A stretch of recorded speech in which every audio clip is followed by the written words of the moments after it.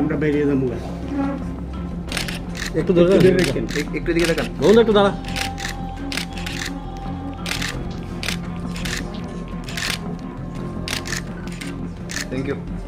আমি আজকে মনোনয়নপত্র জমা দিচ্ছি। আর এই নয় বনমালীপুর আমার জন্য পুরনো নয়, কারণ এখানে আমার জন্মস্থান, ছোট থেকে বড় হয়েছি সেখানে।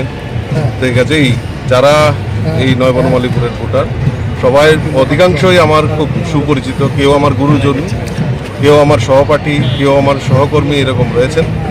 এবং আমার সর্বপরিসরে আমার দেবদুর্লভ যারা কার্যকর্তা 2018 নির্বাচনেও যারা এই লড়াই সংগ্রাম করে 2018-তে পরিবর্তন করেছে, তাদেরই অক্লান্ত পরিশ্রম। এবং 2023-এও আমরা ভারতীয় জনতা পার্টির পদ্মপুর, আমরা নয় বনমালীপুর থেকে আমরা বিপুল ভোটে জয়যুক্ত হব।